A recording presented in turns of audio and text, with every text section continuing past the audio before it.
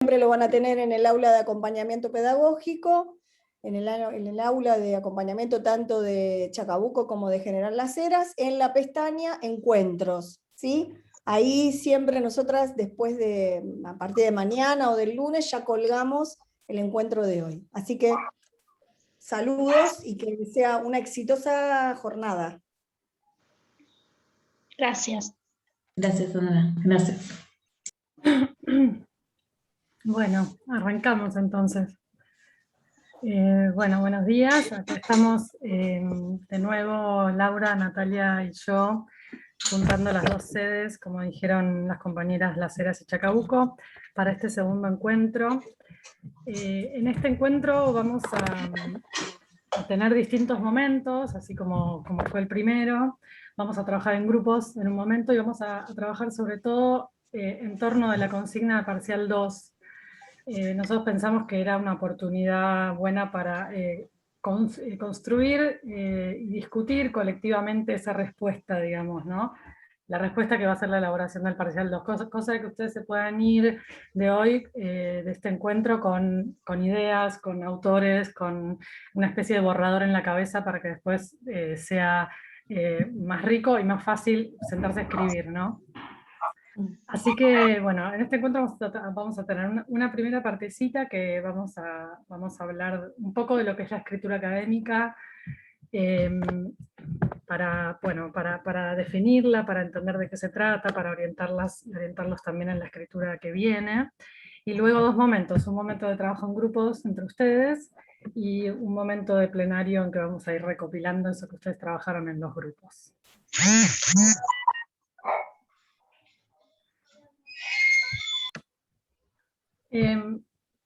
Antes de arrancar con este primer momento que les describía, algunos avisitos.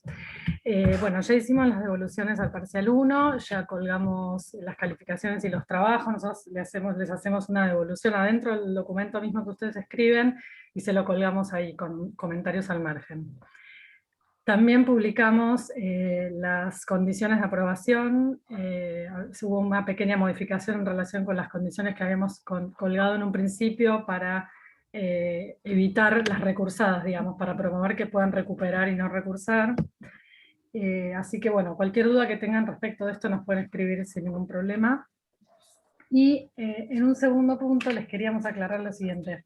En la guía de trabajo de la unidad 3, donde habla del parcial 2, quedó la referencia a la versión de la consigna anterior, que es una planificación de clase. Eso no lo tienen que hacer, o sea, tienen que hacer solo la consigna que figura en el espacio de trabajos prácticos, donde dice entrega de parcial 2, que es el desarrollo de dos ejes. Así que esto, después vamos a mandar un anuncio luego para los que no están, para aclararlo, pero es solo eso, porque nos preguntaron algunos. Quedó por error, después lo sacamos.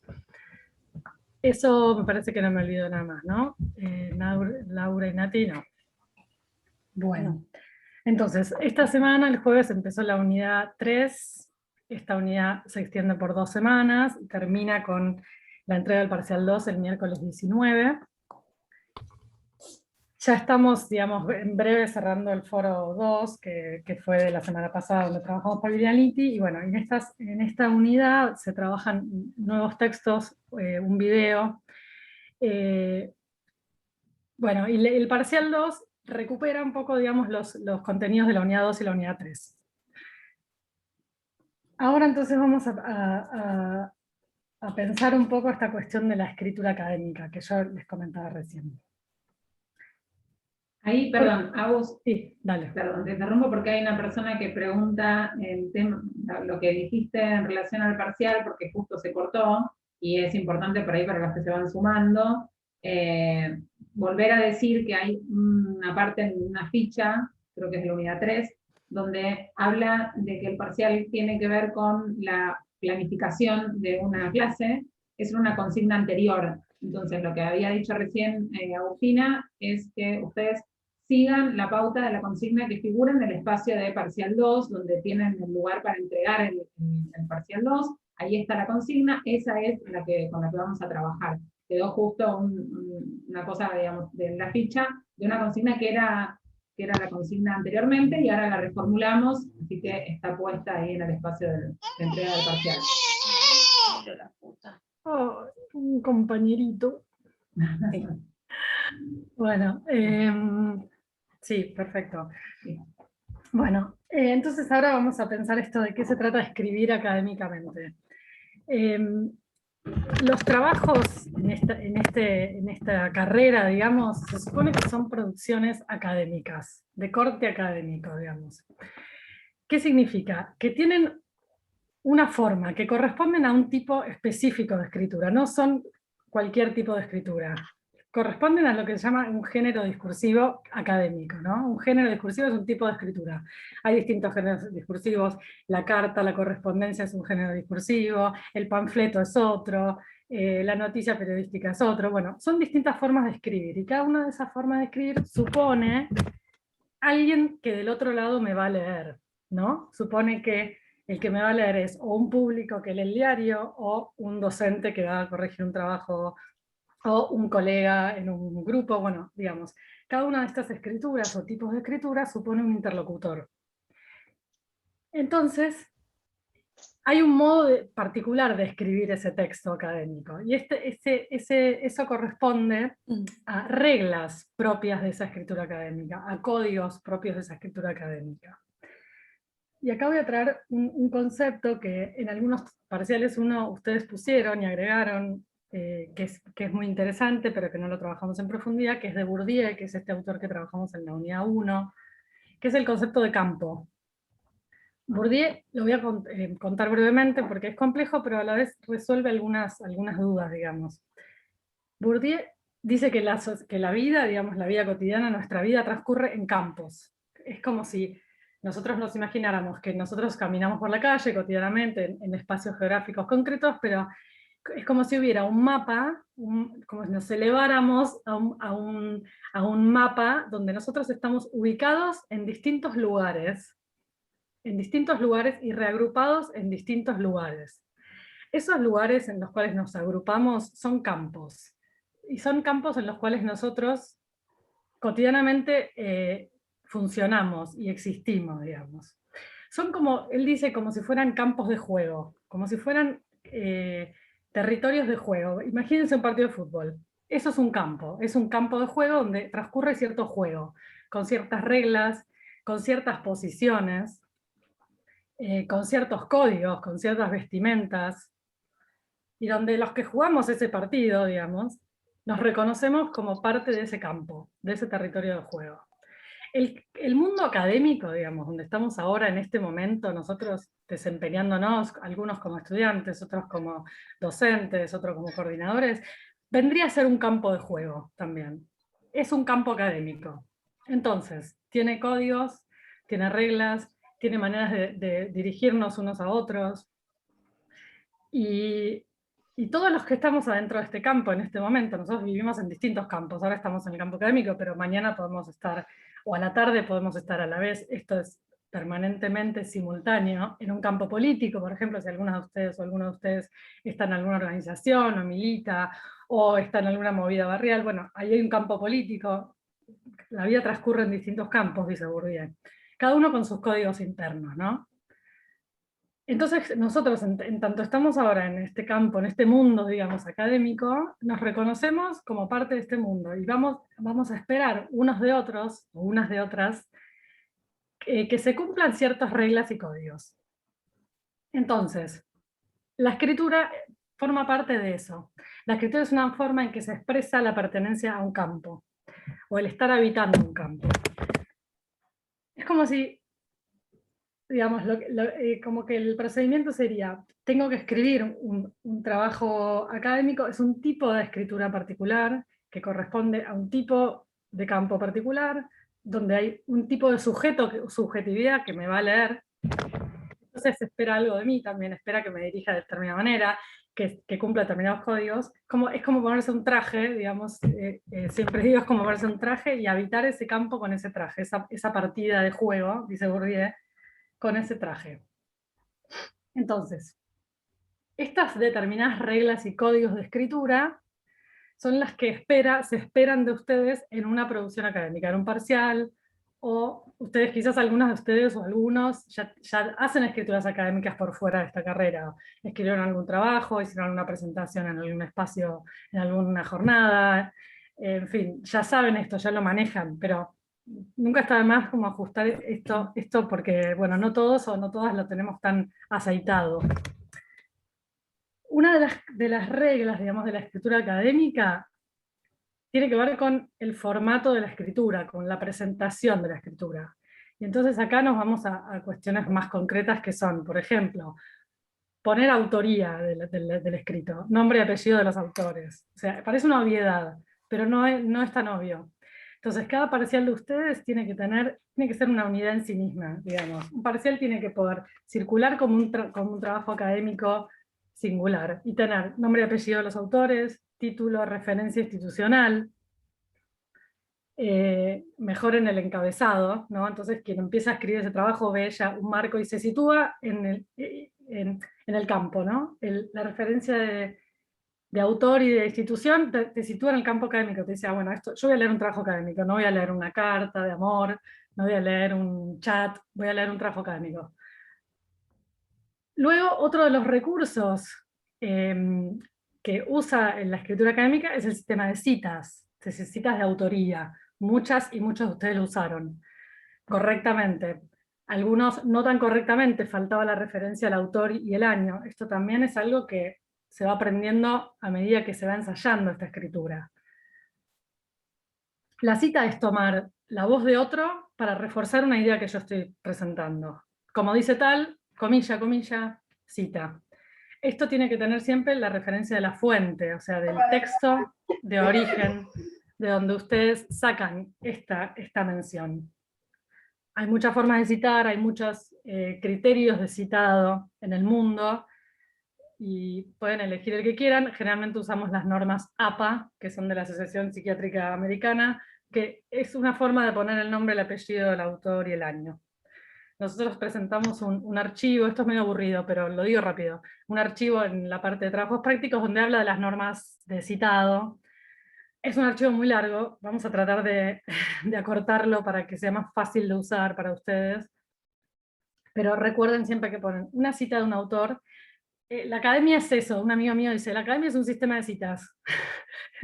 En un punto, no sé si está tan bueno, pero funciona así, es un sistema de citas. O sea, hay que citar a los que ya escribieron antes. Y entonces, ese es el código del campo, digamos. Entonces, yo tomo un texto, por eso cuando ustedes toman textos, por ejemplo, de las fichas, también, si toman textual, tienen que decir porque eso lo escribió otro. Entonces tienen que decir, esto lo sacamos de tal lugar. Y eso se hace entrecomillando, y entre paréntesis se pone el autor y el año, o la referencia, ficha tal de la unidad tal. En relación con las fichas, un trabajo no puede estar hecho solo de fichas, de citas, porque se supone que es una producción, un trabajo académico es una producción individual. Y original. Y original.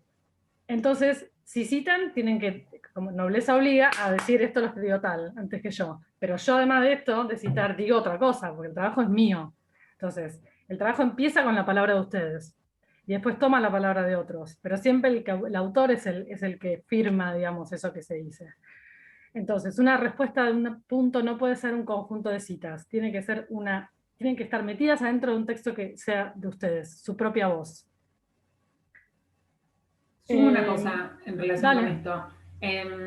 Bueno, la importancia de que ustedes puedan explicar con sus palabras todo eso, ¿no? Como decía vos, es un texto argumentativo desarrollado por ustedes, donde incorporan porque, digamos, el parcial como un tipo de texto, como decía Agustina, no es un libro en el que ustedes están acuñando una nueva teoría. Digamos, no estamos pretendiendo que ustedes elaboren ese concepto propia de parte de ustedes, digamos. No, la idea es que ustedes recuperen ese concepto que fue elaborado por otro, pero en un desarrollo argumental realizado por ustedes.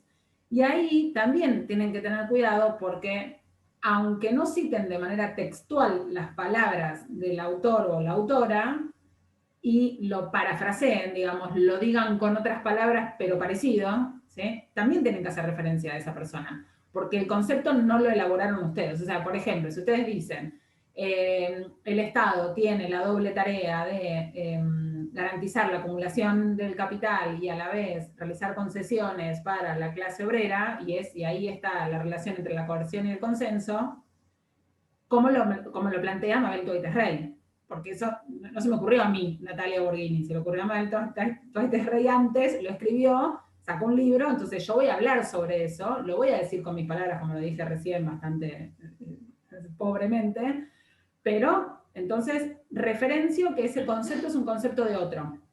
Porque en este diálogo del texto académico converso con otro y le digo que elijo a esa persona para hablar de la noción de Estado, por ejemplo. Porque podría elegir a otro autor. Entonces no está mal, está bien. En general, muchas veces elaboramos un texto académico tomando la decisión de elegir el marco teórico, de elegir el autor, y entonces, pero hay que explicitarlo. Eso es un poco, independientemente de que sea textual, con la comilla y la referencia a la página, o no textual, bueno, solamente con mencionar el autor del que estoy extrayendo ese concepto. Bueno, y el último punto, digamos, que podría decirse para hablar de esto de la escritura académica, es el uso de datos. Si ustedes pudieron leer el texto de Kessler, van a ver que Kessler todo el tiempo está tomando datos de fuentes distintas, del BID, del Banco Interamericano de Desarrollo, de la UNESCO, de distintos organismos que producen datos. Esto es típico de la escritura académica también. Una forma, digamos, que se aproxima al uso de datos es el uso de citas, o sea, tomar fuentes producidas anteriormente y traerlas para sustentar argumentos. Y por último, digamos... ¿Puedo aportarte algo respecto de los datos? Es cierto lo que dice Agustina respecto del uso de los datos, que tiene que ver con un poco cimentar la realidad sobre la que están analizando, pero no es el uso de cualquier dato. O sea, tienen que ser datos de fuentes que sean reconocidas por el resto de la comunidad académica, ¿no? O sea, no podemos ir y decir, no sé, de acuerdo a un relevamiento que hizo mi escuela, que no está publicado en ningún lado, que nadie más tiene acceso más que nosotros, digo, tiene que ser algo donde el resto de las personas que están leyendo su trabajo tengan acceso a esos datos y los puedan contrastar. Por eso muchas veces van a ver, como en el caso de Kessler, que usan datos de organismos internacionales que están siempre disponibles, o del INDEC, o de organismos de los ministerios. Nacionales, claro. Claro, datos que están disponibles para la gente que está leyendo ese trabajo. Eso nomás, Aus. Totalmente. Sí, esto, la escuela no usa escritura académica cotidianamente, porque digamos, la escritura en secundario se entrena un poco en formar en esta escritura, pero no llegamos a un nivel de escritura académica. Y la docencia tampoco tiene espacios de escritura académica, porque fundamentalmente es praxis.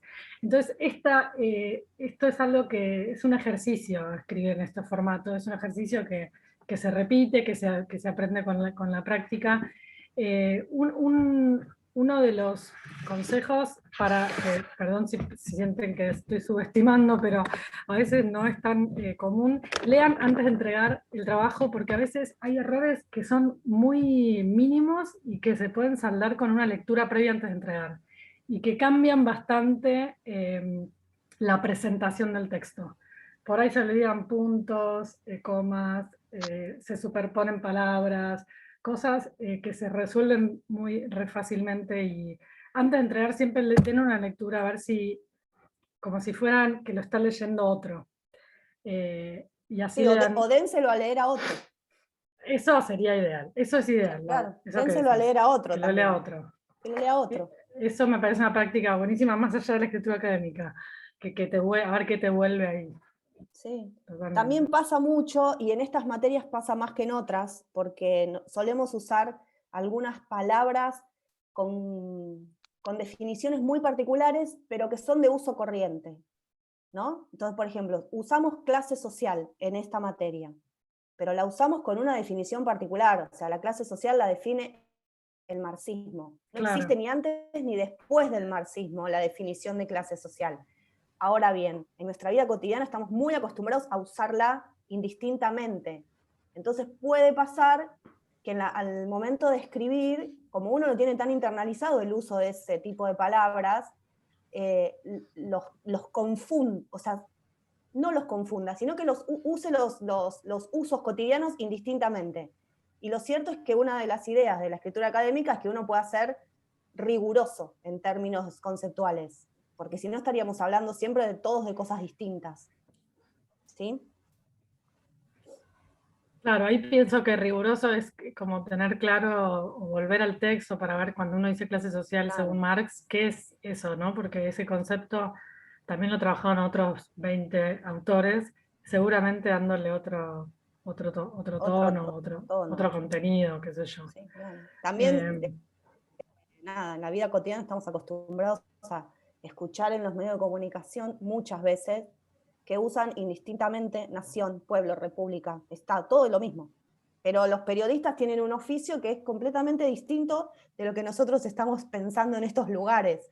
Entonces, bueno, depende la materia, depende de los contextos, uno le tiene que prestar más atención a algunas palabras que a otras, sobre todo para, no solamente para no contribuir a la confusión, sino para terminar de apropiarse de esos conceptos. No porque los usos cotidianos estén necesariamente mal. Después puede pasar que en la obsesión de cada uno, a lo largo de la vida, cada vez que escucho un periodista decir que es lo mismo pueblo que nación, a uno le agarra un ataque de caspa. Pero eso es cada uno, ¿no? No sos vos, no sé de qué hablas, Laura. No, claro, no saben de qué hablo. Acá alguien en el chat dice, también con la lectura de textos académicos se fortalece la escritura. Totalmente. Totalmente. Escribir básicamente se basa en escribir mucho y leer mucho. Y nada, y hacerlo. Hay que equivocarse muchas veces para ir aprendiendo. Si se prestan atención a ustedes mismos, les va a cambiar un montón la forma de escribir desde ahora hasta cuando terminen.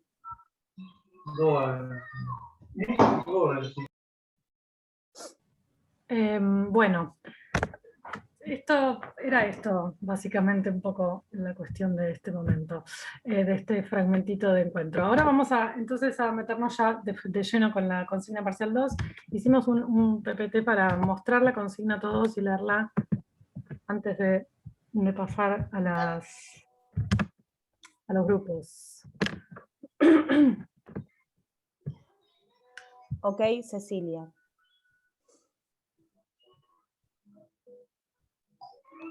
A ver si puedo, esto que me...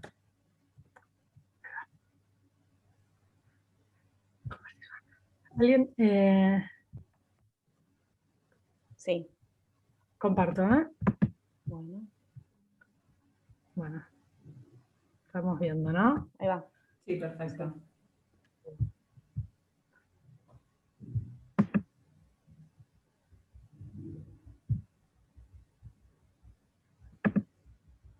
Bueno, ¿alguien quiere leer? De las cursantes, sí, o algún compañero o compañera que se cope. Que se cope. Yo leo si querés, no hay drama. Dale, gracias. Ahí voy. Lo agrando y te leo. Paola, bueno, consigna de parcial 2. Este parcial debe realizarse en parejas o grupos de 3 personas. La consigna de este trabajo es la argumentación teórica y consciente. Perdón, pero leo, tengo la letra muy chiquitita del celu. Consiste. Para que lo agrando porque no puedo ver nada y no tengo los anteojos a mano. La consigna de este trabajo es la argumentación teórica que consiste en desarrollar los siguientes 2 ejes problematizadores. Eje 1. Calidad versus inclusión. Es un falso dilema, dice Rinesi. Qué feo leer así chiquito. Una soncera, diría Juareche, para la educación. Argumentar por qué, analizando la situación, del nivel secundario, superior o ambos. De ser necesario, tomar la definición de Sonsecar para que se adjunte aquí debajo. Sonsera, perdón. Sonsera. No, voy a prender la compu.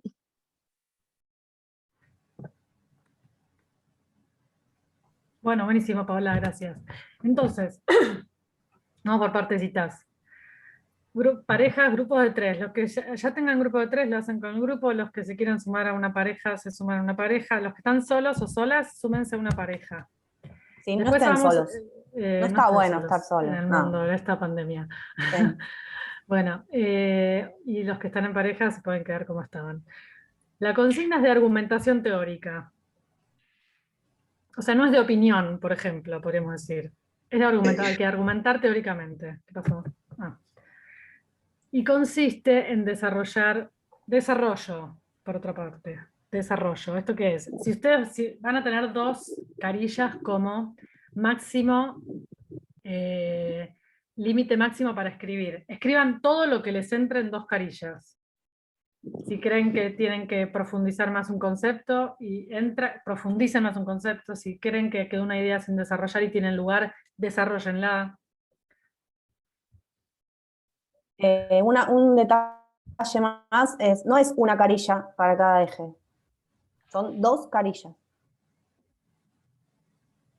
En total, decís, Lau. Claro, no, porque a veces uno cae en esta tentación por una cuestión de ¿cómo se llama?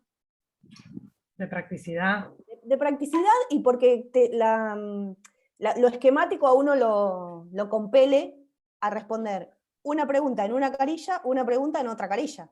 Entonces son 2 carillas en total, no una carilla para cada eje. Eso quiero decir. Que no se encuadren en esa cuestión esquemática. ¿Podemos ser 4 en el grupo? Pregunta un compañero. No, 2 de 2. Claudio. Wi-Fi o datos móviles.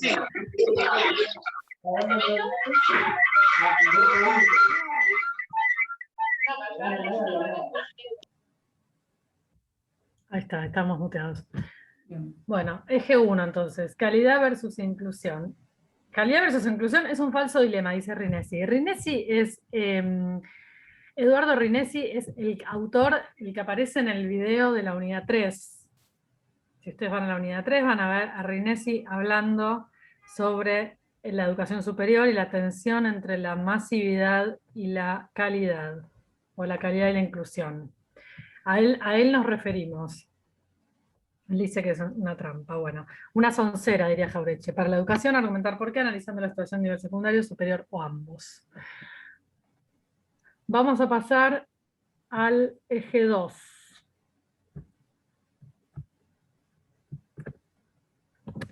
Ya estoy, espérenme, por favor. Perdón.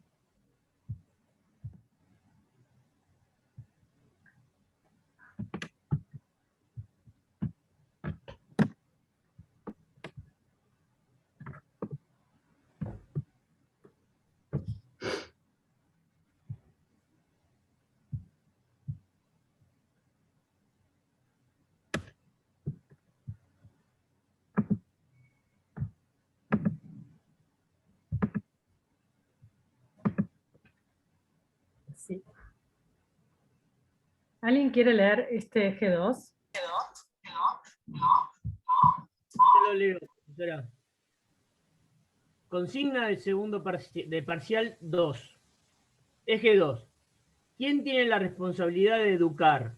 Responder esta pregunta tomando en cuenta los distintos tipos de Estado y, y el lugar que le corresponde a los actores involucrados. Justificar. Perfecto, muchas gracias. De nada. Diego. Bueno, estas son las 2 consignas.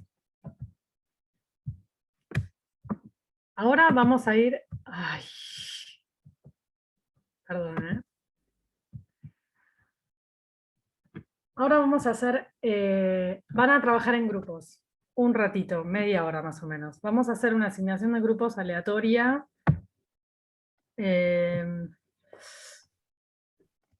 y es posible que no les toque con las parejas que tienen el parcial, pero nos parece que igual va a ser fructífero construir con otros las respuestas al parcial 2. Llévense esta consigna, estas dos consignas. La idea es que ustedes en los grupos que conversen o discutan y piensen juntos y juntas cómo responder a estas preguntas. Yo ahora les vamos a pasar unas especies de ejes o puntos para que ustedes discutan en los grupos, y después volvemos al plenario con esas notas que ustedes recopilaron del trabajo en grupos. Entonces, ir a los grupos y pensar entre todos y todas. Conceptos y nociones que incluirían en esta pregunta. Ideas, conceptos, nociones. Quizás no leyeron todavía todos los textos. Bueno, los que hayan leído, entre 7 personas van a poder construir ahí un bosquejo de preguntas. Conceptos y nociones que para trabajar este punto, cada uno de los dos, ¿no? Agus, voy pasando en el chat lo que estás diciendo, y cuando termino de pasarlo, pongo los dos ejes también en el chat para que todos lo tengan, así que quédense tranquilos. Perfecto, Nati. Y también podés pegar, o si no lo pego yo ahora en un ratito, la idea de Sonsera, la noción de Sonsera, si la tenés por ahí. Bueno, entonces, conceptos y nociones. Segundo, problemas, tensiones, preguntas que a ustedes se les abran con estos ejes. Ustedes por ahí discuten la tensión calidad-inclusión y los lleva a otra pregunta. Bueno, pero ¿qué pasa con si el nivel es obligatorio o no es obligatorio, por ejemplo? Secundario es obligatorio, superior no. Bueno, ¿y qué pasa ahí? Entonces, en ese punto pueden elegir trabajar secundario, trabajar superior o trabajar los dos en general.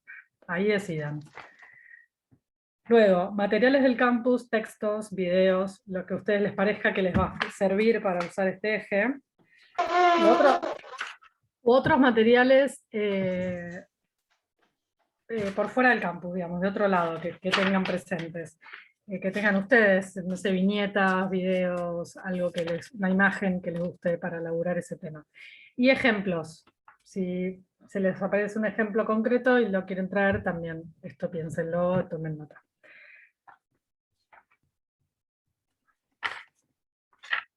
Luego del trabajo entre ustedes, vamos a volver y vamos a poner en común esto entre todos y todas. Se cortó la luz. Se cortó la luz. Uf. Bueno, paciencia. Voy a copiar ahora los dos ejes. En el chat, ¿no? Sí.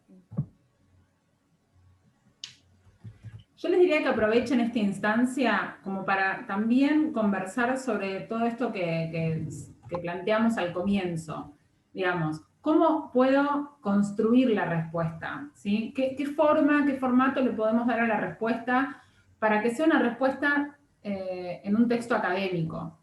¿Convendría definir y después problematizar? ¿Convendría comenzar por las palabras de algún autor? ¿Cómo lo puedo incorporar? Empezar a reflexionar sobre la construcción de la respuesta, sobre el tipo de texto que tendrían que elaborar. Me parece que de esa manera también pueden ensayar un poco y conversar un poco cómo lo hicieron en el primer parcial, cómo lo podrían mejorar en caso de que les parezca que hay cosas que estuvimos conversando que se pueden sumar para modificar esa escritura. Entonces también un poco sobre la estructura de la escritura, está bueno que también lo puedan compartir, aparte de, bueno, del contenido que le van a dar a la respuesta. Ahí copio un segundito el eje 2, espérenme un segundo.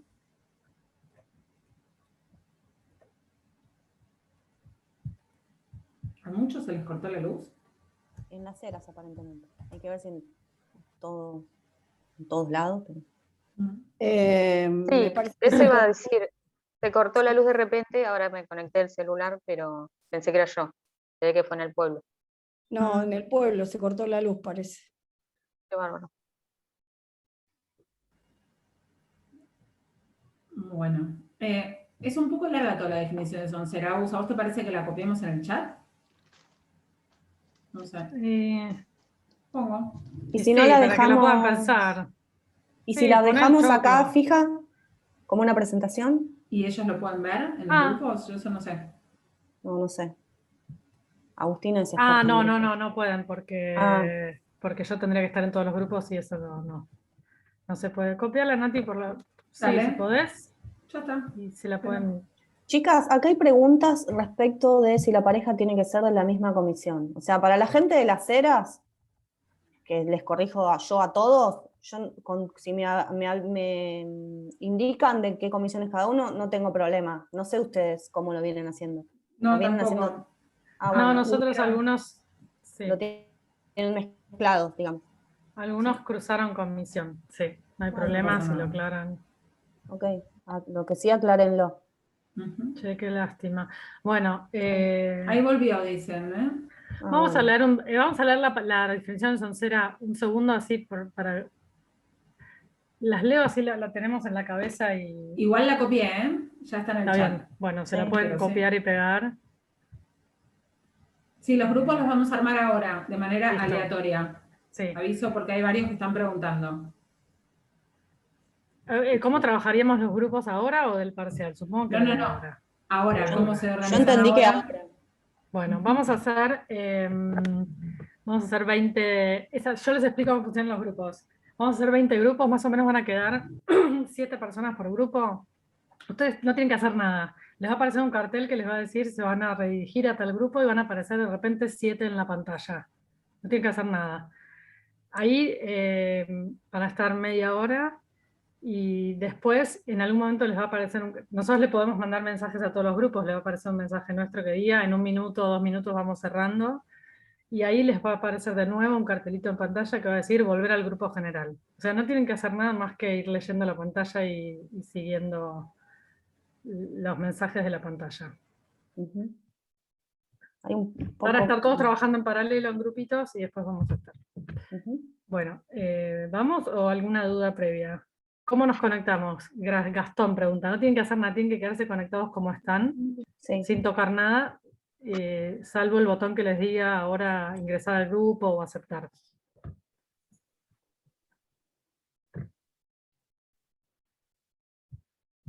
No tienen que rearmar parejas, Eso, si ya pueden trabajar con la pareja previa. Eso, aclaramos. Una cosa son los grupos del examen. Los grupos del examen, ustedes si quieren mantener la pareja con la que hicieron el parcial 1, pueden hacer el parcial 2 de la misma manera. Así que eso, se quedan tranquilos. Si quieren modificar la pareja con la que estaban y juntarse con alguien más de A3 o lo que sea, eso es indistinto. Se mantiene todo igual que el parcial 1 o se organizan en otro grupo o con otra pareja. Ahora vamos a trabajar en grupitos de manera aleatoria, como si estuviésemos en un aula grande y decimos, ustedes 7 allá, ustedes 7 por allá, y vamos a crear los grupos en esta reunión de Zoom. No hay que tocar nada más que aceptar el grupo en el que le toca a cada uno. Es solo para iniciar la discusión. No hay que mantener esos grupos para los exámenes, eso es otra cosa, ¿sí?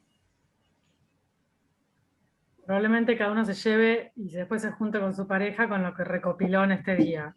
Claro, estaría bueno que hicieran eso si a alguno se le cortó la luz o no pudo participar de este encuentro. Hay muchos que se están conectando de nuevo ahora. Van a ir a parar a grupitos ya armados. ¿Pueden ahí, por favor, contarles de qué se trata? La idea es trabajar la consigna parcial 2 con el resto de los compañeros del grupo, solo por hoy, para ir discutiendo la consigna y después hacerla cada uno con sus parejas en su casa. Bueno, allá vamos, Profesora, disculpe, en la ciudad se había cortado la luz, recién volvió y me perdí, bueno, toda la explicación, no sé cómo vamos a trabajar, disculpe. Está bien, ahora se van a dividir en grupos, no tenés que hacer nada, Diego, más que aceptar el cartel que te aparezca, se van a ir a dividir en grupitos, de repente van a quedar 5 en la pantalla. Tienen que trabajar las consignas del parcial 2, con tus compañeros seguro ya tomaron nota de qué puntos charlar, y en media hora volvemos a plenario para poner eso en común. La idea es calentar la preparación del trabajo del parcial 2. Perfecto, gracias. Sí, hay muchos con corte de luz, si por favor pueden poner en común esta consigna, ahí vamos. Bueno.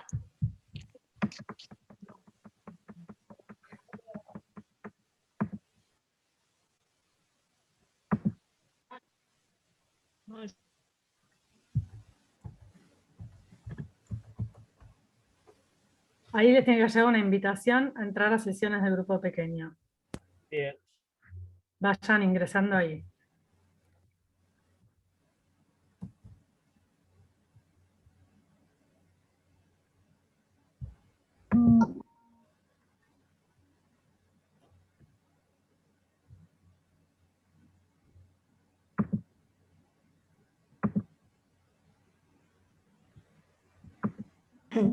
Agustina me llegó a mí también. Sí, A todos. salite. Nosotras nos Sí, tenemos que sí, no la salir del estoy grupo. aceptando, no la estoy aceptando. Ahí va, Hay dos sí. opciones, está join para los que están en inglés, ¿no? Y later, ponemos later los que no. Ujú. Todos los demás vayan poniendo el botón azul, así se van Sí, ahí se sumando ve. al grupo que les tocó. Son 12 menos cuarto. Sí. Menos 10, sí, media hora. ¿Y cuarto, más o menos? ¿12 y cuarto? Y 20 días ya, media 20, hora, ¿no? bueno. Sí, si no pensé que es poquito, porque hasta que Ok. recuperan la consigna y... Ok, y 20. Sí.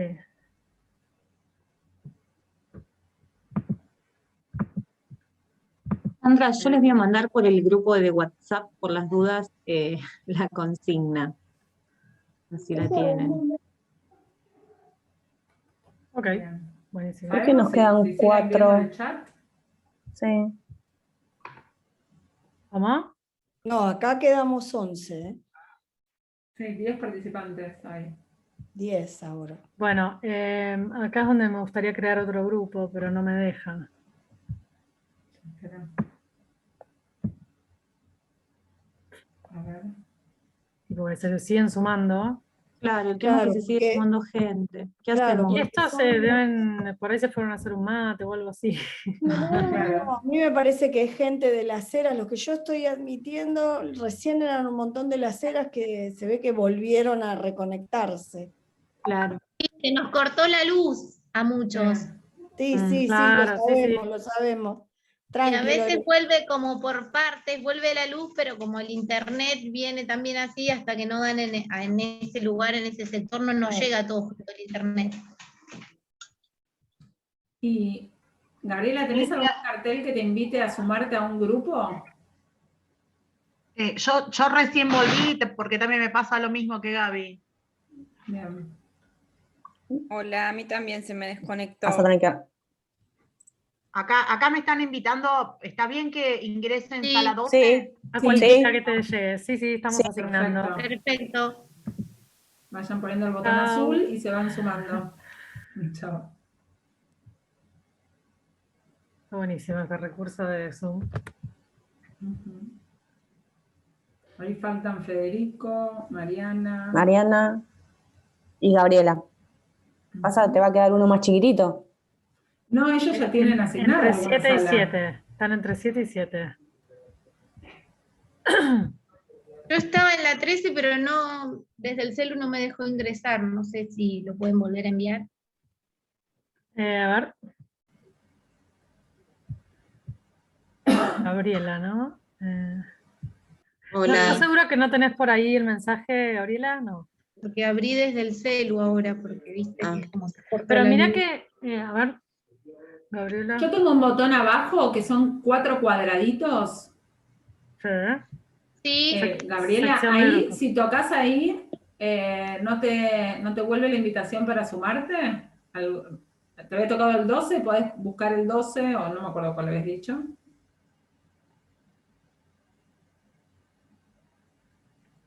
Ahí va. Ahí se fue. Bien. Nos quedan 2.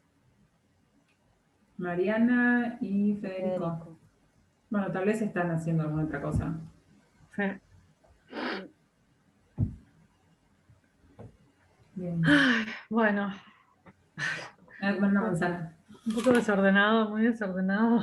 Siento No, que estoy para muy nada. desordenada. No, no, para nada. Para nada. Para Cuando, nada. Me parece- cuando ensayo explicar el campo de Bourdieu en la bañadera, me sale perfecto. Después, Me salió lo tengo que perfecto. explicar, ¿sí? Te ¿Se salió entendió? impecable. Perfecto. Clarísimo. Sí, Ay, te qué salió bueno. impecable. Clarísimo. De hecho, Chica. para mí, esto hay que pasarlo el primer encuentro.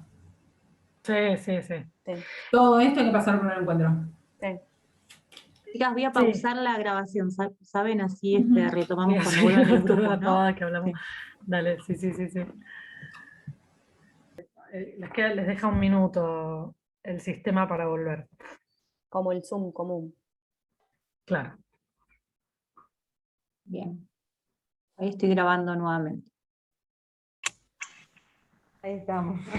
La gente que tome la grabación no va a entender nada, entonces ahí les vamos contando.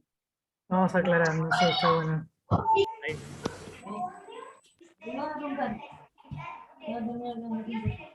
Nos van a preguntar qué hicimos por grupo.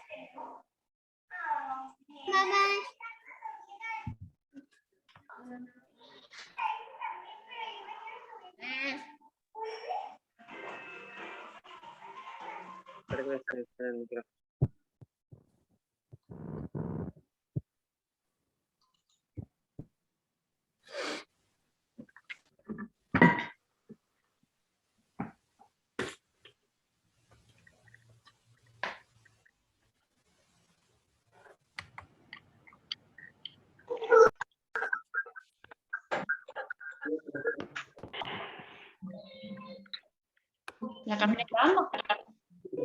Hola, estamos. Hasta acá nos faltó lo último.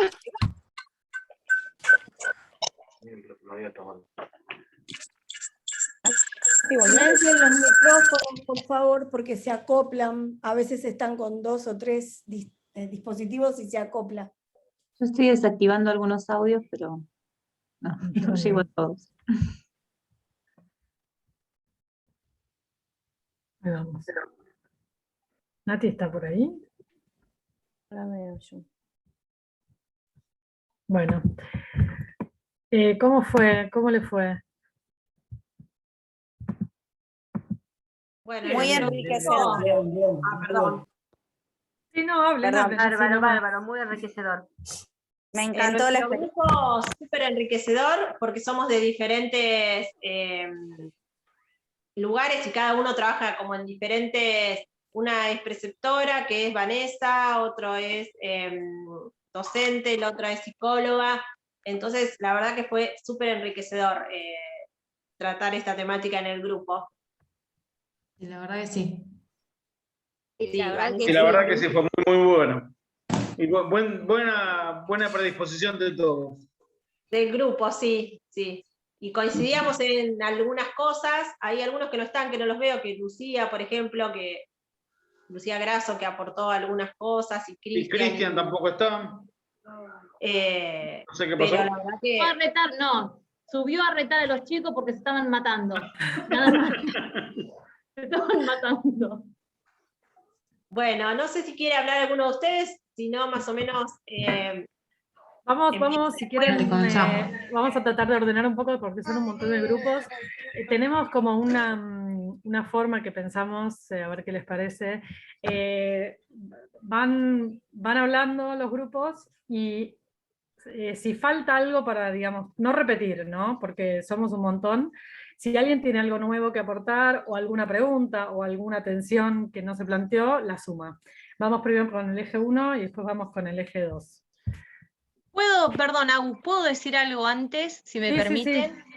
Yo simplemente, bueno, fue por supuesto también enriquecedor encontrarme con compañeros y compañeras que tienen incluso, que están en otras áreas trabajando y en otros niveles, pero yo lo que voy a pedir, que es algo que surgió, que por ahí para próximos encuentros, quizás no en esta materia, pero en otras, me gustaría, hablo por mí, que quizás nos digan qué tipo de materiales tenemos que tener sí o sí vistos, porque particularmente no tenía visto el video que para el eje número 1, porque lo subieron el jueves, bueno, trabajé hasta el viernes, bueno, y hoy ya fue sábado. Simplemente eso, que por ahí nos digan, Sandra quizás, que es mi coordinadora de las eras, tener visto o trabajado, leído tal material para poder charlar en la clase sincrónica de... Para el encuentro te referís. Claro, porque por Claro. ejemplo nos pasó que el eje 1 no, o sea, simplemente eso, que para una próxima, pues sí, tener visto el video tal o tener Está bien. leído la ficha tal, porque si no es como que algunos pudieron dar su su visión, ¿no? Y desarrollar el eje, y otros nos quedamos por ahí un poquito más calladitos. Bueno, Pero, vale, pero bueno, está se perfecto. logró, igual algo se logró, pero por ahí pedirlo para una próxima. Gracias por Bárbaro. escuchar. Está bien. Una cosa respecto a eso que dice Valeria, que sí, que está bien venir al grupo con las cosas leídas, pero quizás para lo que tenía que ver con este trabajo particular, a lo mejor está bien que no todos hayan tenido ni todo leído ni todo visto, porque también tiene que ver un poco con descubrir entre ustedes por dónde le entrarían a esa respuesta. Si todos hubieran visto los mismos contenidos, no hubiera tenido tanta riqueza quizás. Pero bueno, no necesariamente aplica para todos los trabajos. No, pero discúlpame, quiero agregar algo a lo que dice Valeria, mi compañera. Lo que sucede es que si tenemos que generar un debate y argumentarlo académicamente, si el nivel de lectura en el grupo, en el caso nuestro, no es bueno, no podemos argumentar, porque frente a 5 o 6 personas que no leyeron X cantidad de conceptos o de texto, es muy difícil argumentar académicamente. Por eso lo que ella te dice es que en el caso nuestro como grupo hicimos un sincericidio de decir, bueno, che, ¿quién pudo leer esto? ¿Quién pudo leer lo otro? Y bueno, yo por ejemplo en el punto 2 casi participé muy poco porque era el único que había leído el punto 1 y traté de aportar algún concepto, pero para poder ir en una línea académica y argumentar, necesitamos tener el material de lectura comprendido, y lo que dice Vale es que en realidad no hubo tiempo, no es que no hay predisposición a la lectura, digamos. No, pero claramente siempre es mejor venir con las cosas leídas, siempre es mejor. Lo que quiero decir es que en la discusión del punto 1 particularmente, como de lo que se trata es de desarmar un mito que está instalado, está como naturalizado, a lo mejor estaba bueno que no todos tuvieran una posición académica al respecto. Si no, es más difícil de deconstruir el mito, es más difícil de ver. No sé si soy suficientemente clara. Sí, en el caso del grupo nuestro, que no tenía, solo una de las compañeras había podido ver los videos, nos pudo decir, orientarnos en algo, pero terminamos hablando de las realidades que vemos en las escuelas y de lo que la inclusión en su momento lo teníamos visto. Hoy tenemos otro tipo de inclusión ante la pandemia, ante esto que los chicos cada vez están más alejados de la posibilidad de conectividad y cómo van quedando en el tiempo y las necesidades socioeconómicas que se presentan en este momento. Entonces nos llevó a otra cosa que también terminamos diciendo, como en todos los docentes, terminamos haciendo catarsis un poco de lo que nos pasa. Pero la verdad que Delia nos pudo orientar un poco porque había sido la que había visto los videos, pero en realidad después terminamos hablando de esto que no estaba escrito en ningún lado. Bien, Cosas que bueno. Sí, está, lo tomamos. Está bien que lo comentan.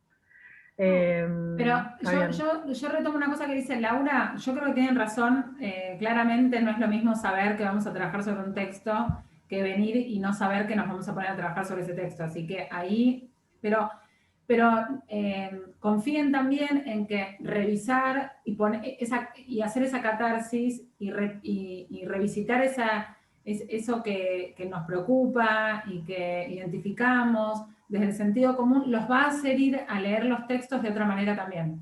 O sea, esa era mi próximo comentario. Digo, los van a leer desde otro lugar los textos. Exacto.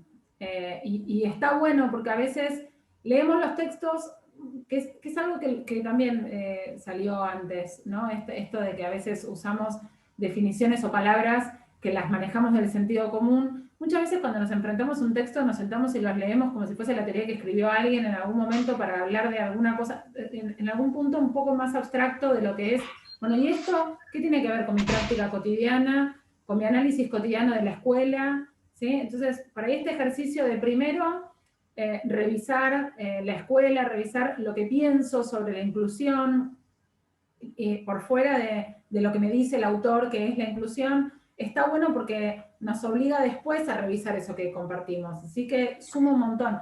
Entiendo por ahí el malestar de decir, bueno, me hubiera gustado tener las herramientas teóricas para poder dar otra discusión con mis compañeros o compañeras, pero seguro va a sumar un montón para revisar esas herramientas teóricas que van a encontrar en los textos o en los videos.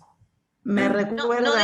No deja de haber sido enriquecedor, recalco Claro. eso. Sí, totalmente. Me recuerda un poco a lo que le sucede a nuestros alumnos, ¿no? Que ahora estamos nosotros desde ese lugar de alumno y nos sucede que queríamos tener todo leído y quizás lo último, yo por ejemplo miré los videos y no el material, pero igualmente fue muy enriquecedor entrecruzarme con otras compañeras porque empezamos a hacer un análisis y en realidad teníamos mucho para aportar, pero ahora cuando me ponga a leer el material, obviamente lo voy a leer pensando en ya en esas pautas. Así que bueno, creo que también nos pasa esto de querer tener todo, pero que igualmente si nos posicionamos del lado de que ya vamos a agarrar el material desde otro lugar, estuvo buenísimo.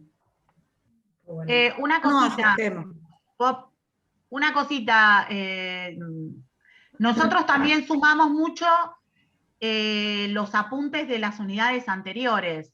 Muy bien. Para el segundo punto, que nosotros sumamos mucho lo que ya veníamos viendo desde la unidad 1 y 2. Perfecto, Gabriela. Y agarramos, dijimos eso, pero después ya en el punto 2, como que empezamos a opinar desde la experiencia, ¿sí? Más allá de que vimos las cosas, decimos sí, pero esto quedó. Sobre todo estuvimos hablando de el video de Camino de Tiza, que él explicaba muy bien todo el proceso en Argentina, y ahí es como que a uno le toca desde la parte de vivencial, ¿no? Desde lo que yo ya viví y como docente. Entonces, terminamos hablando de eso. Y lo bueno de nuestro grupo es que había una persona que era Karina Pistorio, que anda por ahí, que Karina lo que hacía era, ella escuchaba mucho, opinaba y demás, pero como que englobaba, bueno, a ver, hacía un resumen final y nos resirvió como para cerrar los 2 puntos, ¿sí? Buenísimo. Buenísimo, Gabriela. Vamos entonces a ordenarnos, tenemos media hora. Empezamos por el punto 1, hacemos una especie de lluvia de ideas para construir ahí. Entonces, ¿qué nociones? Vamos a recordar el punto 1. Calidad versus inclusión. ¿Por qué es un falso dilema, una trampa, una soncera? ¿Cómo responderían a esta pregunta? ¿Qué nociones incluirían?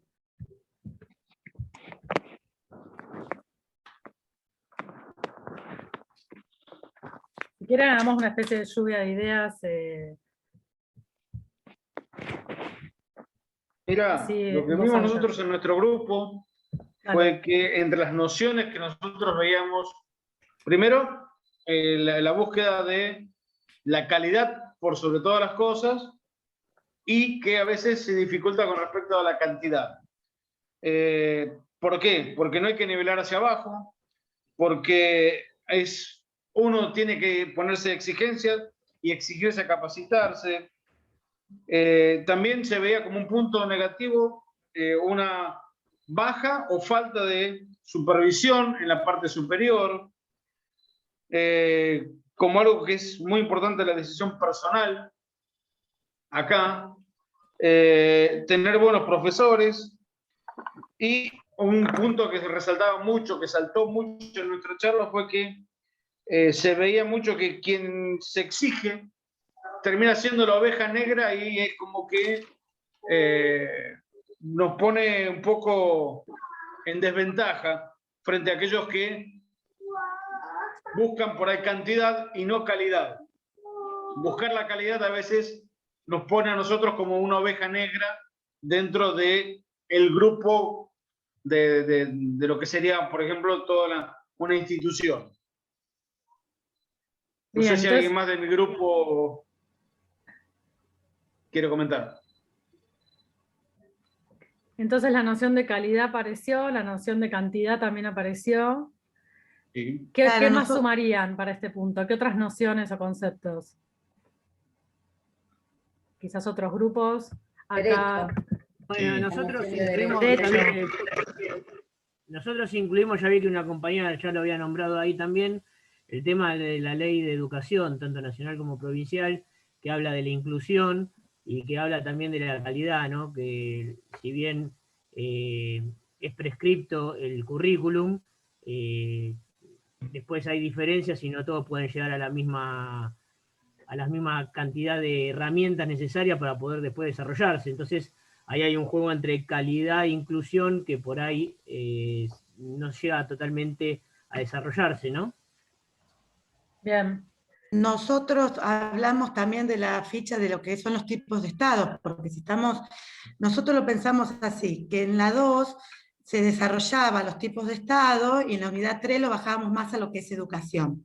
Entonces, entrecruzábamos esta noción de que, bueno, calidad y inclusión, ¿en qué esfera? En la educación. Bueno, y tenemos que ir, por ejemplo, al video donde Eduardo Rinesi, que fue el que yo vi de Material 3, hace toda una trayectoria de lo que sucede en nuestro país y de congresos importantes que dan un quiebre y una modificación a esas políticas educativas según en manos de quien esté.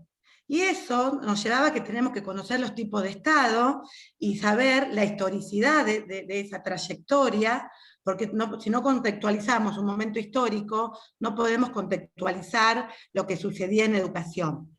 Ahí hicimos un análisis de lo que fue sucediendo de la década del 50, del alfonsinismo, de las políticas educativas, que según el enfoque que tenían de para qué educar, ¿no es cierto?, también eran las políticas educativas que se toman. ¿Y quién toma esas decisiones? Entonces, si no conocemos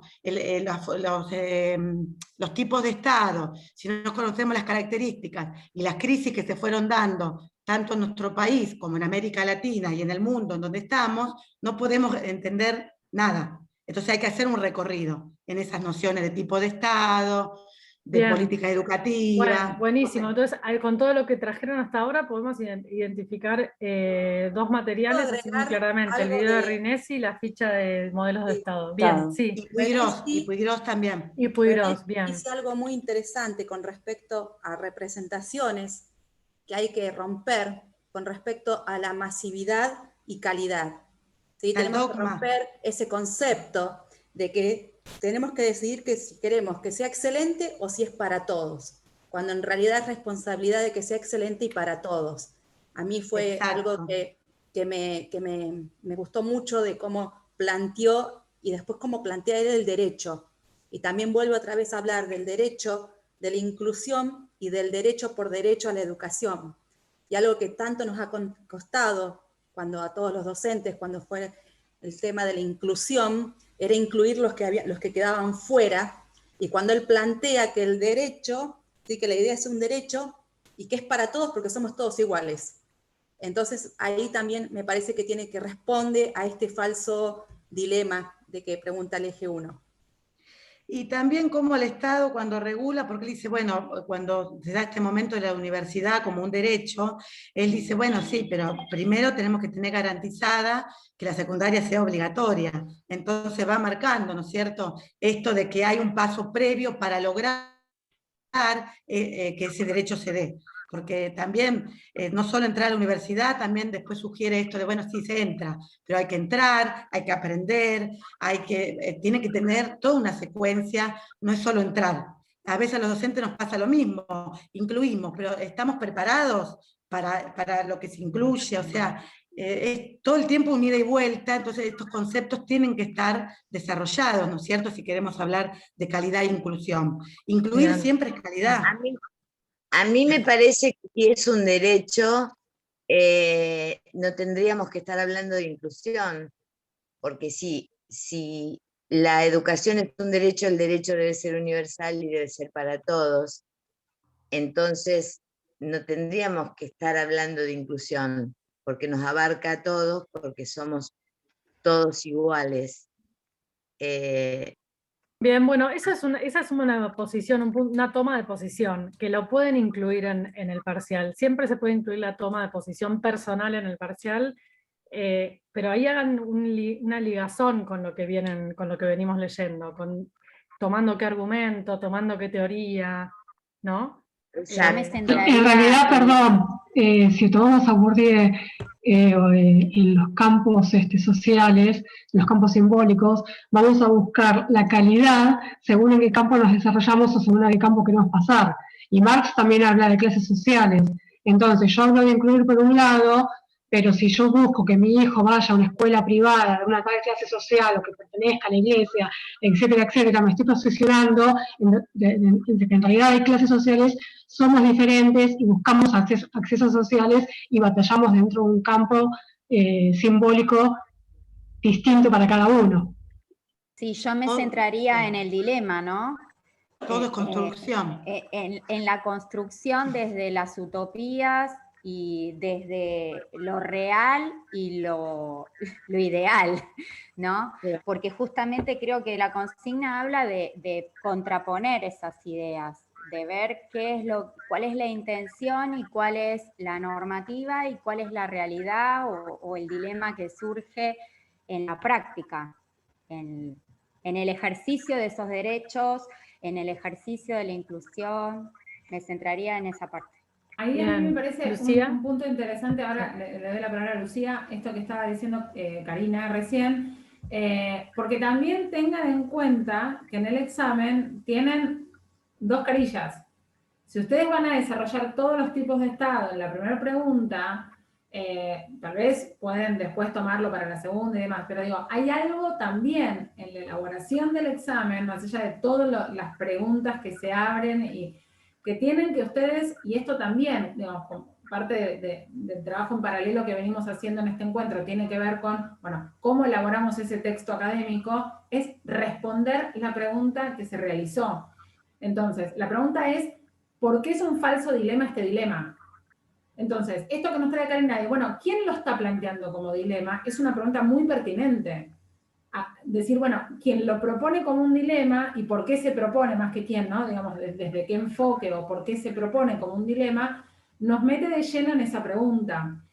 Con esto lo que quiero decir es muy pertinente preguntarse por los tipos de Estado y el recorrido de las ideas de inclusión y calidad en los distintos tipos de Estado, pero ustedes tienen que tomar decisiones teóricas para dar respuesta a esa pregunta sin que desarrollen demasiado todo el contexto en el que se enmarca, ¿sí? Esto como para seguir pensando cómo elaborar esas respuestas. ¿Puedo una cosita Lucía, antes?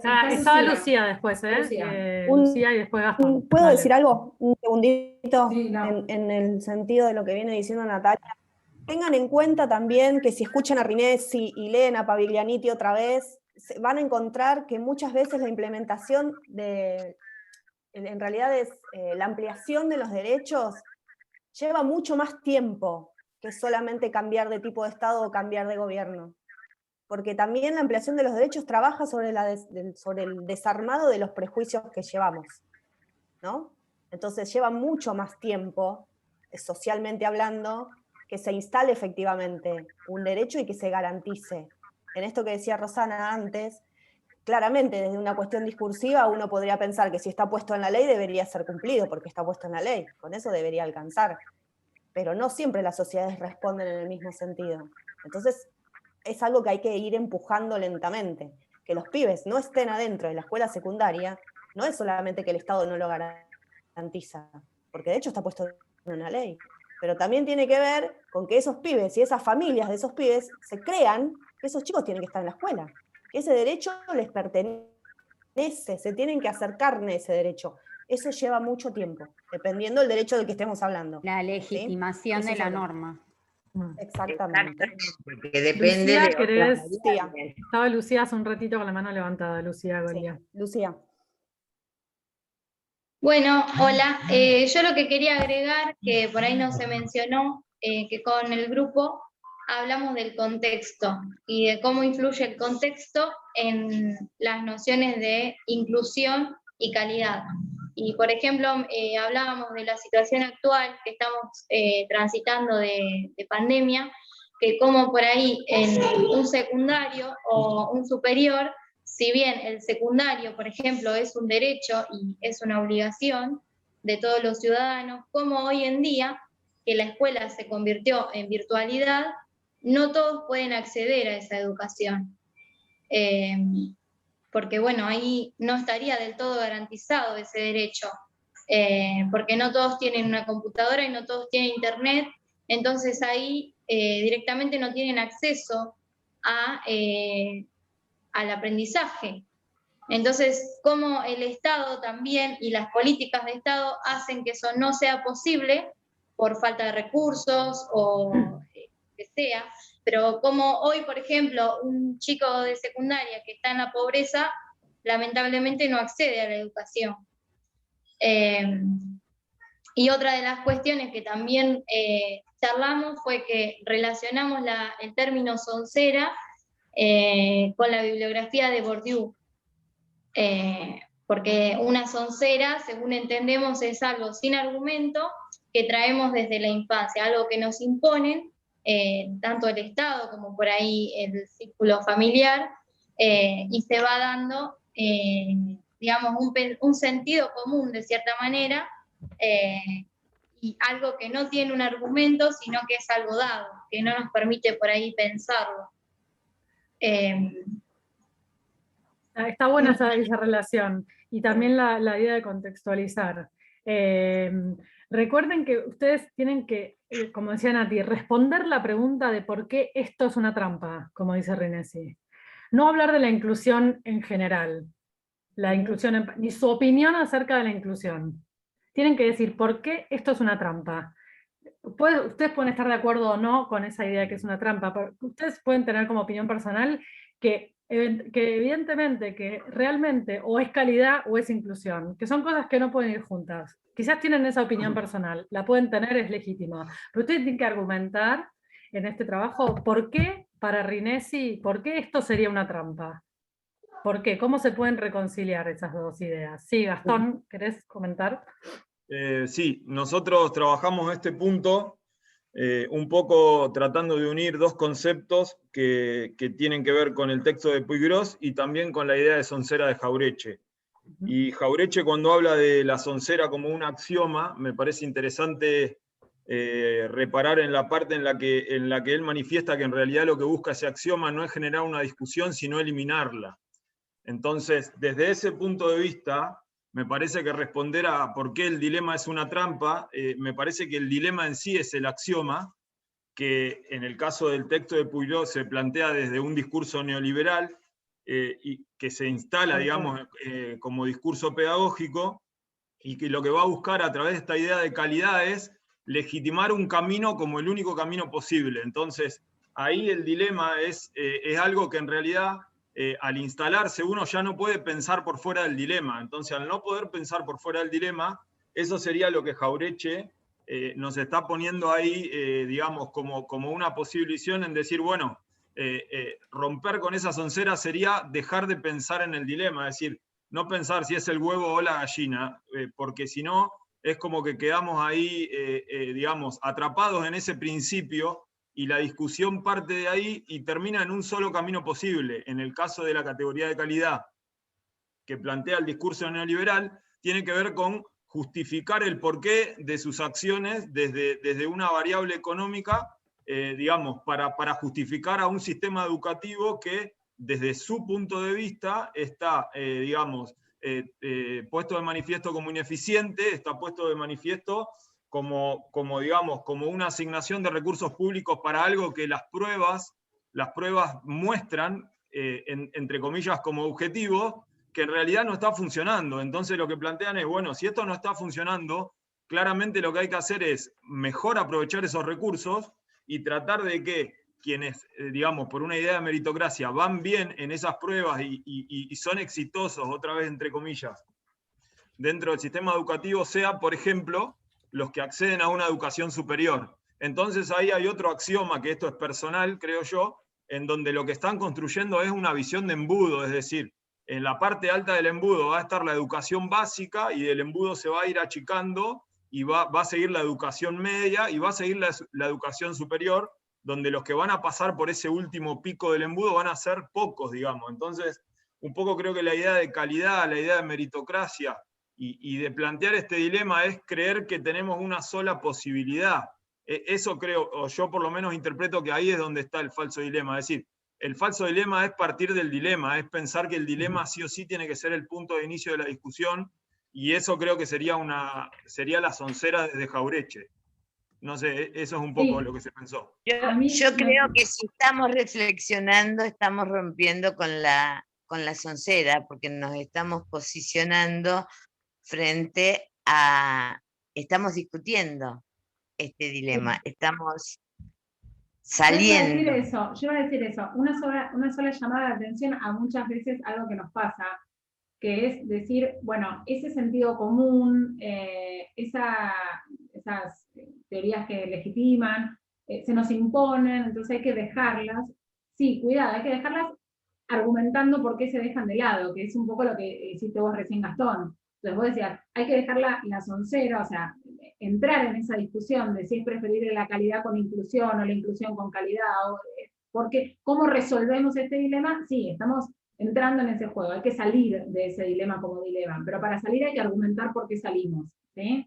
Entonces, un poco lo que hiciste vos recién, Gastón, no es un dilema porque calidad es otra, no es la calidad que define la teoría neoliberal en educación, no es un dilema porque hay inclusión, tiene que ver también con el derecho que tenemos todos y todas de estar en la escuela secundaria, en la universidad, por el rol y la responsabilidad que le cabe al Estado, bueno, etcétera, ¿no? Pero digo, está muy bien ese planteo de hay que salir de ese falso dilema, pero para poder salir de ese falso dilema tengo que poder argumentar por qué ese es un falso dilema. ¿Sí? Y disculpame, agrego que cuando estaba pensando esta digamos, categoría de axioma y la idea de soncera, también pensaba cuando hablábamos la clase anterior de los contractualistas, y que ahí el axioma o la soncera fue también pensar al hombre en un estado natural, es decir, primero pensamos al hombre como un estado natural, ahí tenemos un axioma para justificar la necesidad de un pacto social después. No sé si corresponde o no, pero bueno, se me disparó. Sí, está eso bueno también. ese camino también. Sí, está bueno ese camino. Sí, totalmente de acuerdo. Sí, René de hecho dice que es una trampa, que si nos metemos a discutir si calidad o inclusión, ya estamos adentro de una trampa. Que hay que salir por arriba, pero ¿no? Es un poco también lo que arrastra la historia de la escuela secundaria, fundamentalmente, ¿no? Que estaba planteada y pensada originalmente para la élite. Después le sumamos el nivel superior en la medida que más personas acceden a la escuela secundaria. Pero tiene esa raíz de origen, la escuela secundaria. Es de élite. Dentro de la propuesta, quizás para desarrollar el eje, está bueno incluir un párrafo con ejemplos concretos donde nosotros observemos esta dicotomía, esta contraposición o este dilema, ¿no? Sí. Quizás esto justamente de superpoblación dentro de las aulas o contraponer ideas con las capacitaciones propuestas, las calidades, cómo se mide la calidad de una institución. Sí. Vamos al eje 2, que nos quedan pocos minutitos, así.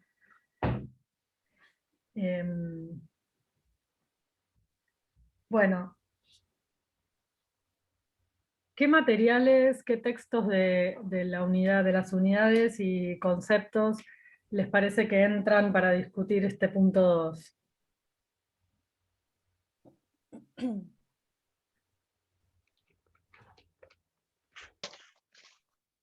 Nosotros, si me permitís, Agustina, analizamos en primera instancia los modelos, ¿no? La ficha de los modelos de Estado, para dar respuesta a quién tiene la responsabilidad de educar, ¿no? Primero analizándole tanto para el Estado, quién tiene esa responsabilidad para el Estado liberal, quién la tiene para el Estado de bienestar y quién la tiene para el Estado neoliberal, citando por supuesto a los autores que fueron citados en dichas fichas. Y también analizamos el texto de Norma Paviglianiti, que no me sale el apellido, perdón. También pusimos en foco esta actividad del foro, ¿no? Donde nos pedían poner esto de la iglesia, quién tiene la responsabilidad de educar, quién la tenía en un momento, el rol de la iglesia o iglesia versus Estado. Y ahí pusimos en tensión nuevamente esto de, nos volvimos a preguntar quién tiene el rol, sobre quién cae la responsabilidad y rol de educar. Nos resultó interesante también analizar esto para John Mill, de que los padres, propone que los padres eduquen a sus hijos, donde y como quieran. Bueno, lo de las escuelas voucher me llamó muchísimo la atención también, y cómo cambia con el estado de bienestar esto de la idea, ¿no? Nuevamente de inclusión, de la sociedad, los sujetos de derecho, el Estado como garante de esa igualdad. Es más o menos lo que estuvimos analizando con respecto a eso. Y después las otras compañeras del grupo hablaron de los distintos conceptos y nociones que se pusieron en en discusión para poder formular preguntas. No sé si andan por ahí y las quieren leer. Entonces paso, mientras aparecen, vos tomaste, Valeria, ustedes, el foro 2, un poco el foro 2, la ficha modelos de Estado y Paviglianiti. Un comentario sobre los modelos de Estado.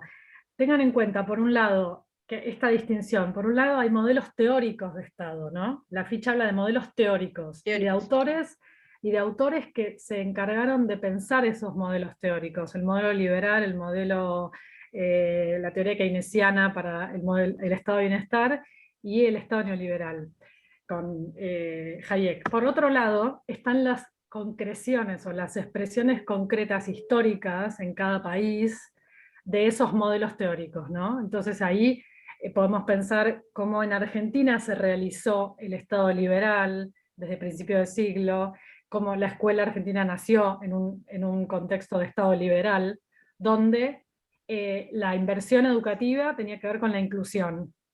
Pueiros dice, la inclusión venía con invertir más en educación. Y la educación y el progreso, la idea de progreso venía con invertir más en educación. El Estado ponía plata para construir escuelas, para educar a la población. El Estado neoliberal, que es otro modelo que toma la teoría liberal, pero se distingue mucho, que es el paradigma en el que hoy estamos, paradigma neoliberal, más allá de las políticas y de los estados concretos y de los tipos de gobierno concretos que asumamos, estamos en paradigma neoliberal. El progreso se separa de la inversión educativa.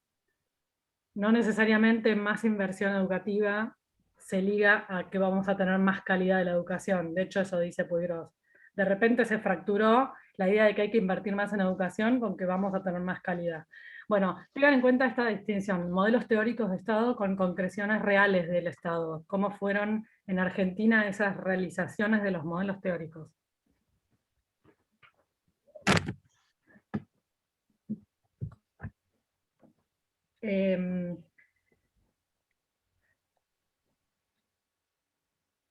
No sé si esto aclaró o oscureció. Sí, hubo, pero, sí. ¿Algún otro grupo que haya pensado incluir otras nociones, otros conceptos? O preguntas o sí. materiales.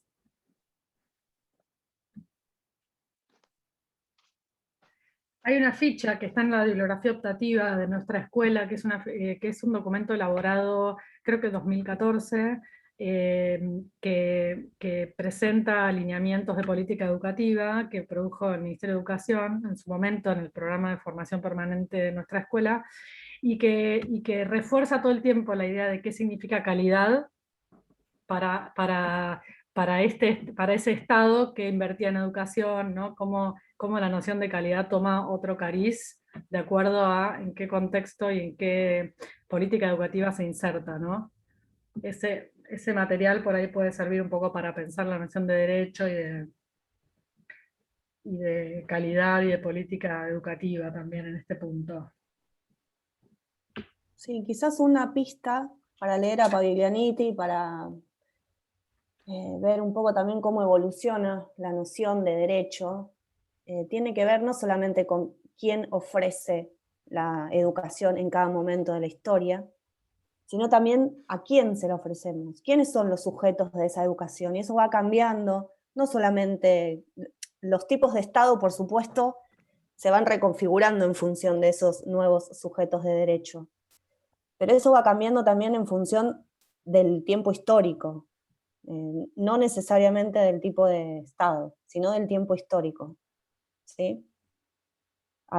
Si ustedes siguen el texto de Paviglianiti van a encontrar que originalmente se ocupaba la Iglesia de ocupar ese lugar, pero la Iglesia educa para evangelizar, y el Estado moderno necesita educar para la ciudadanía, y ya son dos conceptos completamente diferentes. Buena parte de la tensión entre Estado e Iglesia tiene que ver con eso. Educar para la ciudadanía, además, en la medida que evolucionan los tiempos históricos, también involucra extender los niveles educativos a más cantidad de población.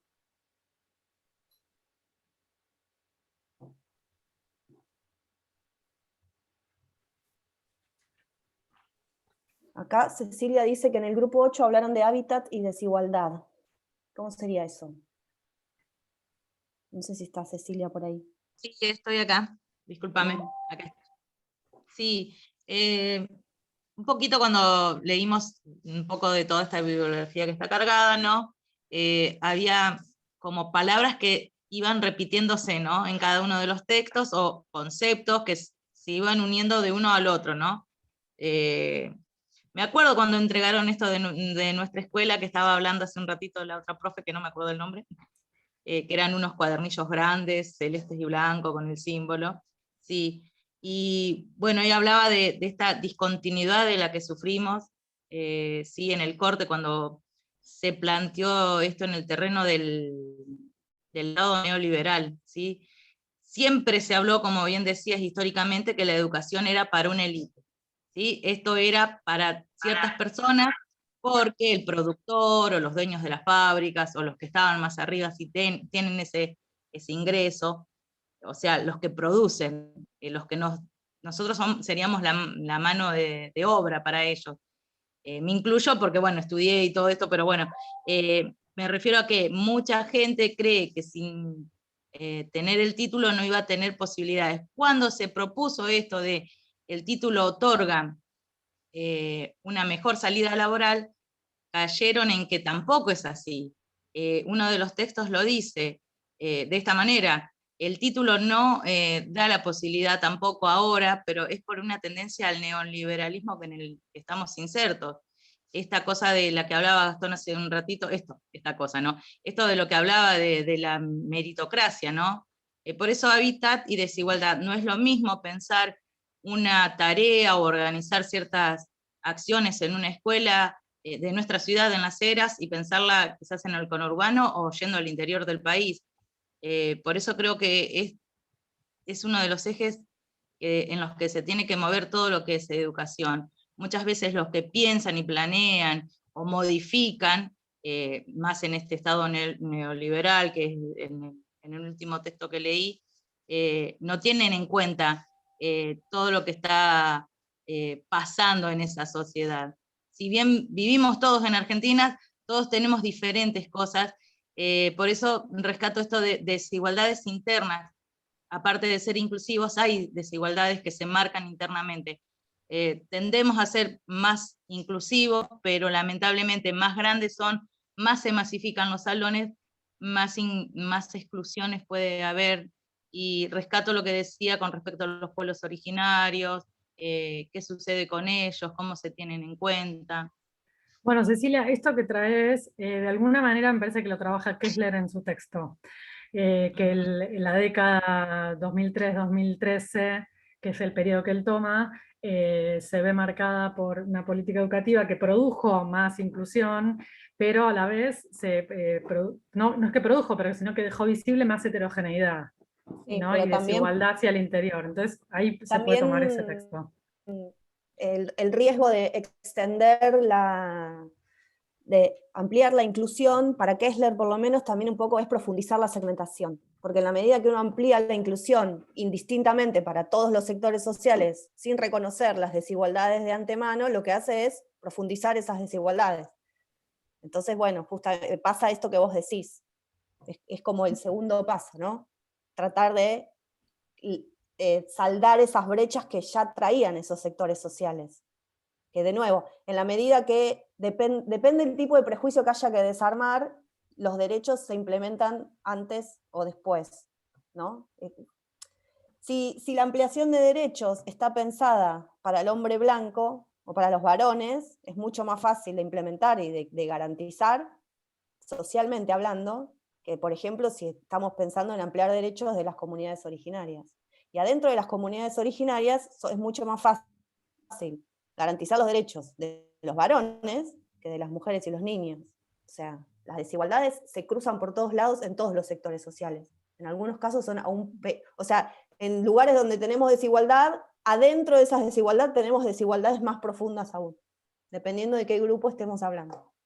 Sí, creo que sumando un poco a lo que dice Laura, también hay que tener en cuenta que muchas veces digamos, separar el hecho de hablar de la educación como un derecho y hablar de la educación como un derecho, pero cuando es parte también de una estrategia o un discurso político. Me parece que esas cosas tampoco se pueden separar. Es decir, esto de que muchas veces de la inclusión se hace una bandera, como coincido con lo que decía Laura, muchas veces también cuestiones que están más profundas están siendo soslayadas. De todas maneras, frente a ese dilema que uno se puede plantear, siempre va a ser mejor la inclusión. Lo que pasa es que, de alguna manera, termina recayendo en el individuo, es decir, todos tenemos la posibilidad de ir a una universidad pública. Ahora, yo estudié en una universidad y 2 veces peligró mi continuidad en la universidad porque en realidad no podía pagarme el alquiler y no tenía el dinero suficiente para estar ahí y pagarme todos los apuntes. Entonces, no importa si yo puedo ser un buen alumno universitario o no, si no puedo garantizar mis condiciones de vida durante el paso por la universidad, que son por lo menos 5, 6 o 7 años. Es decir, esa desigualdad de fondo y la otra que muchas veces no se pone sobre la mesa, que es ¿cuántos alumnos comienzan una carrera universitaria? En el año que yo empecé a estudiar educación física en la universidad, entramos 7.000, y cuando yo me fui de la universidad, mi promoción éramos menos de 1.000. ¿Se entiende lo que digo? O sea, esa también es una estadística, me parece que hay que cuestionar. O sea, la inclusión es la inclusión, pero ¿qué pasa en el proceso de un alumno que va a la universidad y que no puede terminar porque simplemente no puede llegar a fin de mes, digamos? Totalmente, Gastón, y esto que traes también te podría llevar a pensar qué tipo de Estado se requiere para sostener esas trayectorias hasta el egreso, digamos. Y ahí pueden ir a ligar con los modelos de Estado y la inversión educativa, el Estado de Bienestar, y qué tipo de Estado plantea el modelo neoliberal que tenemos desde la década del 70, ¿no? Sobre todo retiro del Estado. Sí. Déjame agregar algo, 10 segundos más, que también ponerlo en contexto, muchas veces saliendo un poco del país y pensándolo en términos latinoamericanos. A mí, en uno de esos momentos donde no me iba bien en lo personal para poder sostenerme en la universidad, coincidí viviendo con un estudiante universitario de Brasil que vino a hacer un semestre acá a Argentina y vivíamos juntos.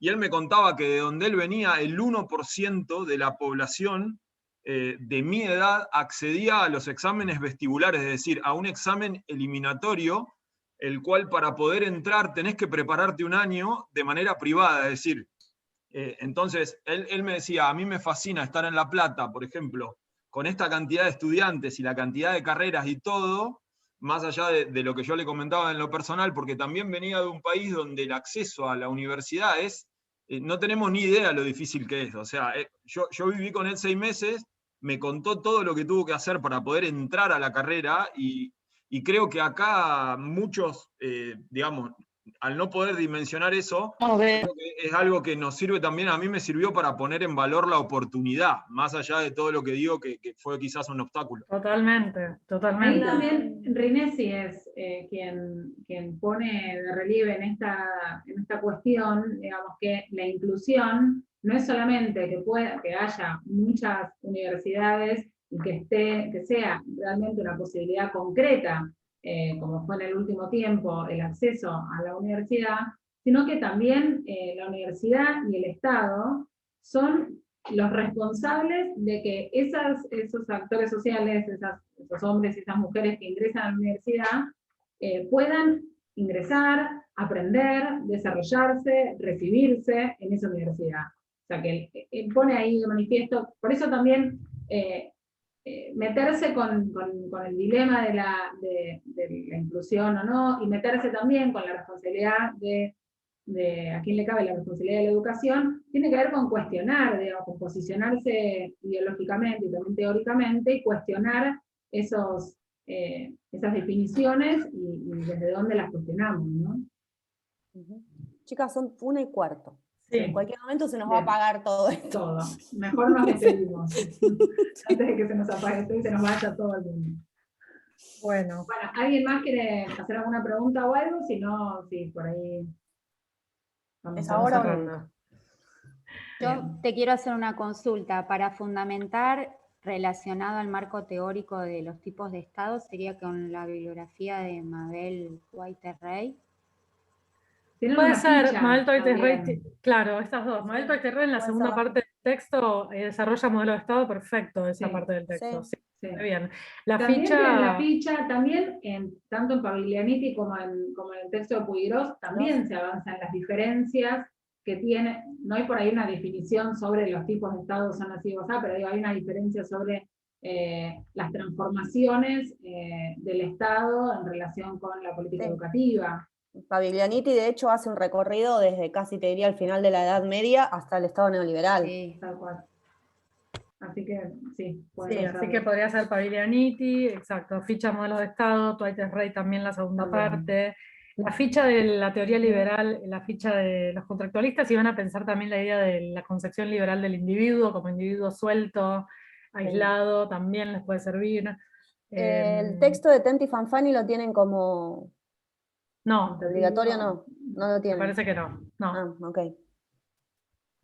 No está. Bueno, y el texto de Kessler también hace un poco un recorrido, no es muy exhaustivo en comparación con los otros, pero también te resume un poquito de dónde venía, de dónde viene la situación en el 2003, digamos, dónde estábamos parados. Entonces ahí te resume un poco las consecuencias del Estado neoliberal.